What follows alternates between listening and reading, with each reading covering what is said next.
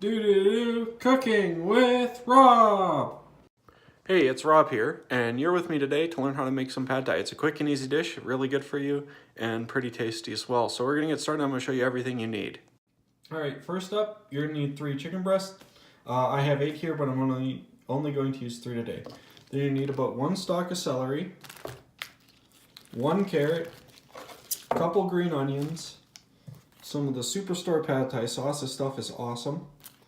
About a cup of bean sprouts, and about half a package of these rice noodles. Now I use the T&T brand because I think they're the best brand and they turn out the nicest with the pad thai.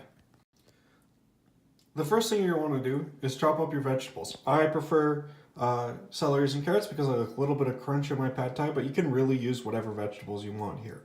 So I've washed and chopped up my celery, set it aside, and I've also chopped up my green onions, which I'm going to use for garnish later. I'm going to set those aside in a separate bowl. Next up, I'm going to go and I'm going to wash about 1.5 cups or 2 cups of bean sprouts. Alright, so I have all the vegetables rinsed and cut out. I'm going to set all those aside, and next up I'm going to take my chicken breast and cut it into strips to make it easy to fry in the pan. Alright, so I got my 3 chicken breasts cut up. It doesn't really matter how you slice them. You can do chunks, you can do strips. You really just want something that'll be small, it'll cook quick, and it'll make it easier if it's smaller to mix it into the noodles later. Alright, next up we're going to add our chicken to the wok.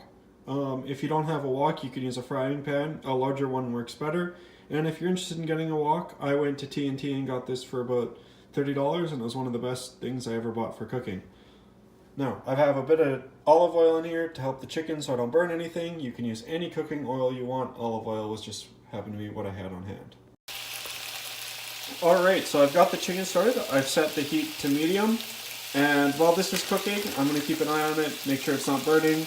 And we'll get started on the noodles. Now it says on the back, for a stir fry, you're supposed to soak them in cold water at room temperature until they're softened. I found you get a better taste if you boil them in water for about 6 minutes. I use about half a packet, and I'm going to get that pot of water started right now. Alright, so we got the water boiling, chicken's cooking away. Be careful it's not burning. At this point, you can take about half the noodles. I take them right out of the package, grab about half. Add them in. It can be quite messy, so just be careful you don't burn yourself if you're using a small pot like I am, and have a broom handy or like a brush handy to sweep up the extra noodles. Alright, so I've added about half the package of noodles to my pot. The bigger pot you have, the better. I'm just going to take a fork here and slowly work them into the boiling water till they're all completely submerged. Alright, so my noodles are nice and submerged. It took me about a minute. From this point, I'm going to cook them for 6 minutes. I'm going to watch them. Make sure they don't boil over, and at the same time we're just going to keep watching that chicken. Once the chicken looks like it's about done, mine's almost there, only a few more pink spots left, you just set it aside or turn the heat down to low and let it simmer. Because you got to watch those noodles and make sure they don't boil over. Alright, it has been 6 minutes. My noodles are nice and done. As you can see, as I pull them up, they're nice and soft.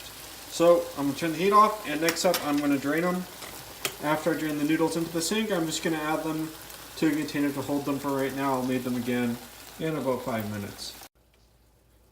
Alright, our noodles are done and set aside. Next up, we're going to take the pad thai sauce and add it into the chicken. Now, I have 3 chicken breasts chopped up in here, so I'm going to use about 60% to 2/3 of the container. If you have more, or if you would like a more saucier pad thai, you can add more sauce, or if you're using 2 chicken breasts, I recommend only using about 50% of the sauce. Alright, I've added about 2/3 of the sauce into my wok.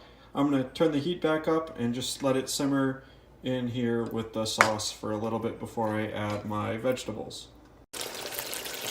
Alright, my wok is nice and hot again, so I'm going to add in the carrots and the celery and give them a couple minutes in there to heat up and start to cook. As I'm doing that, I'm stirring them so I can get a nice saucy coating around all of them. I really like the crunch these two give, but you know, if you want something softer, maybe you want broccoli. Broccoli is good in here too, so are peas and... Alright, the celery and the carrots got a few minutes to cook now. So next up I'm going to add my noodles in.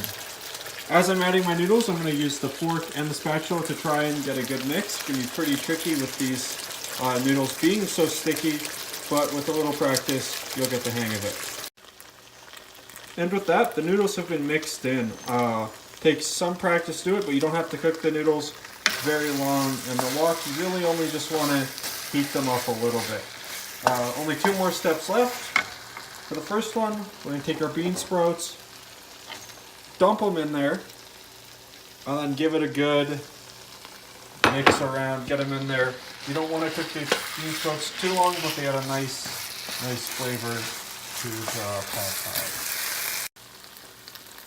Alright, I've mixed those bean sprouts in and given them about a minute to heat up and cook and get all nice and tasty. Final step is to add the garnish. Now, I'm using green onions, so I'm just going to sprinkle them in there. I might give it a bit of a stir around. Some people like to add lime. I forgot to buy some.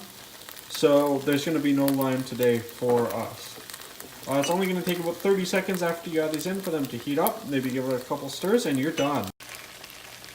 And with that, you've made your first pad thai. You should be feeling pretty proud of yourself right now. It's a really delicious meal. Give it a few minutes to cool off though. You don't want to burn your mouth.